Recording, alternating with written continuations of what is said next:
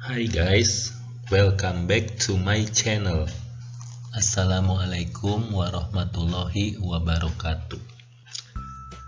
Siapa yang nggak kenal mie instan? Pasti rata-rata dari kalian sudah pernah coba kan? Sukanya mie goreng atau mie rebus guys? Kali ini aku mau membahas tentang sesuatu yang instan, yang berhubungan dengan yang namanya kesabaran. Di video terakhir aku akan bagikan contoh kesabaran Adam dan Hawa yang berusaha memperoleh sesuatu yang diinginkannya dengan cara mau belajar dulu baru bekerja untuk mendapatkan sesuatu tersebut. Cekidot video ini ya guys. Karena di sini bukan acaranya endorse tentang mie instan, aku juga akan menambahkan tentang merek-merek lainnya ya. Merek lainnya seperti mie ABC, Sari Mie, mie Gaga, mie sedap, mie lemonilo, dan super mie. Makanan mie sudah ada sejak dahulu, sedangkan untuk produk mie instan, menurut laman dari Asosiasi Mie Dunia, mie instan muncul di Jepang pada tahun 1958, lebih kurang 10 tahun setelah Jepang kalah di Perang Dunia Kedua. Menurut sumber dari Kompas, mie instan pertama di dunia bernama chicken ramen. Mie instan pertama yang diciptakan oleh Ando berkebangsaan Taiwan adalah chicken ramen. Mie tersebut dibuat dengan cara mendehidrasi mie yang telah dikukus dan dibumbui dalam minyak panas. Karena sebelumnya mie yang bukan instan itu dibuatnya sangat lama, dan para pekerja zaman dulu itu sering mengantri untuk memperoleh satu mangkuk mie instan.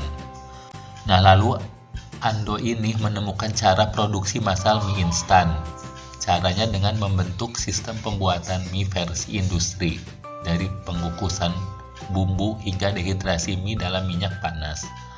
Pada masa itu, produk buatan Ando disebut ramen ajaib, lantaran hanya butuh 2 menit untuk membuat ramen siap saji. Produknya lantas jadi populer. Berikut ini adalah cara penyajian mie instan produk asli buatan Indonesia. Rata-rata dalam penyajiannya dibutuhkan waktu selama 2-3 menit karena harus mendidihkan air terlebih dahulu dalam proses pembuatannya. Di zaman now sekarang ini, produk makanan dan minuman serba instan. Contoh-contohnya itu ada yang berupa frozen food, santan instan, bubur dibuat instan, lalu bumbu-bumbu masakan juga pada instan. Begitu juga dengan produk makanan bayi, semuanya dibuat dengan cara instan. Selain makanan dan minuman yang serba instan, ada juga iklan atau jasa baik di internet maupun di surat kabar yang menyajikan serba instan. Contohnya dalam penjualan buku, ada judul buku yang isinya 30 jam dijamin lancar membaca. Begitu juga dengan kursus menyetir mobil, 3 hari dijamin bisa menyetir mobil. Padahal menyetir mobil itu membutuhkan skill dan membutuhkan suatu konsentrasi yang tinggi dan keberanian pula. Maka tidak menjamin juga 3 hari bisa menyetir ya guys. Terus juga ada juga seminar instan dengan judul yang sangat menarik seperti tips dan trik 2 minggu terbebas dari hutang. Nah, kalau kayak gitu mungkin diterapkannya buat negara Indonesia aja ya guys ya, karena negara Indonesia kan banyak hutangnya. Coba tips dan trik ini bisa nggak Indonesia terbebas dari hutang dalam waktu 2 minggu. Lalu ada juga iklan di website seperti untuk kaya, pria ini menjadi miliarder dalam waktu 3 bulan. Padahal ini miliarder loh, bukan jutawan. Kalau kayak gitu mungkin seluruh Indonesia bisa kaya kalau memakai tips ini ya guys ya. Nyataannya banyak penduduk Indonesia yang berada di bawah garis kemiskinan, walaupun sumber daya kekayaan Indonesia sangat kaya sekali. Terus juga ada juga konten YouTuber membuat konten dengan trik mendapatkan 1000 subscriber dalam waktu 5 hari. Jadi semuanya itu serba instan. Oke guys, paling itu contoh-contohnya ya guys ya. Guys, jadi yang diklaim instan itu ternyata membutuhkan waktu juga ya. Seperti dalam membuat mie. Membuat mie harus 2-3 menit, itu juga baru untuk mendidihkan airnya saja, belum penyajiannya dalam mempersiapkan bumbu-bumbunya, mengaduk bumbu-bumbunya sehingga rasanya jadi tercampur sempurna. Begitu juga dalam membuat bubur instan, membuat makanan untuk bayi juga kan membutuhkan waktu penyajian juga ya guys ya. Jadi dengan adanya membutuhkan waktu berarti butuh kesabaran juga. Beda kalau instan itu dengan sekejap mata. Sekali terpejam sudah ada lagi apa yang kita mau. Tidak seperti itu ya guys ya. Sekedar untuk contoh, di sini aku akan membagikan kisah tentang kesabaran, yaitu kisah tentang Nabi Adam yang merasa lapar. Nah, kita baca bareng-bareng ya. Di sini Adam mengadu karena lapar kepada malaikat Jibril, sebab dia telah tinggal selama 40 tahun belum pernah makan dan minum. Jibril pergi dan datang lagi dengan membawa 2 kerbau dari surga. Yang satu berwarna hitam, satunya lagi berwarna merah. Jibril mengajarkan kepadanya bagaimana cara mengolah tanah. Setelah diajari, mulailah Adam membajak. Kemudian Jibril membawakan segenggam benih gandum dan mengajarkan bagaimana cara menanamnya. Setelah tahu, mulailah Adam menanamnya. Ketika Adam sedang sibuk membajak tanah, tiba-tiba salah satu dari 2 kerbau itu diam. Adam memukulnya dengan pecut yang ada di genggaman tangannya. Allah menjadikan kerbau itu bisa berbicara sehingga ia berbicara kepada Adam. "Mengapa engkau memukulku?" Adam menjawab, "Karena engkau membangkang kepadaku." Dengan tenang kerbau itu berkata kepada Adam, "Betapa lembutnya Allah kepadamu karena dia tidak memukulmu ketika engkau membangkang kepadanya." Akibat omongan kerbau ini, Adam menangis seraya berkata, "Wahai Tuhanku, semua benda mengejekku hingga binatang-binatang sekalipun." Atas kejadian ini, Allah menyuruh Jibril untuk mengusap lisan binatang agar tidak bisa berbicara. Dahulunya sebelum Adam diturunkan ke bumi, binatang-binatang bisa berbicara. Setelah Adam menanam, seketika itu juga gandum itu tumbuh, bertangkai, dan pada hari itu juga berbuah. Kemudian Adam diajari bagaimana cara memanen. Setelah tahu, dia mulai memanen, menebah, dan menampi di udara. Adam berkata kepada Jibril, "Apakah aku sudah bisa makan?" Jibril menjawab, "Sabar." Kemudian Jibril mengambil 2 buah batu dari gunung. Kemudian dipakainya batu itu untuk menggiling sampai gandum itu menjadi tepung. Adam berkata kepada Jibril, "Apakah aku sudah bisa makan?" Jibril menjawab, "Sabar." Lalu Jibril pergi dan membawakan sepercik api dari neraka jahanam, setelah merendamnya di dalam air sebanyak 7 kali. Sebab kalau tidak, tentu percikan api itu membakar bumi dan makhluk yang ada di sana. Kemudian Jibril mengajarkan kepada Adam cara membuat roti. Setelah tahu, mulailah Adam membuat roti. Lalu Adam berkata kepada Jibril, "Apakah aku sudah bisa makan?"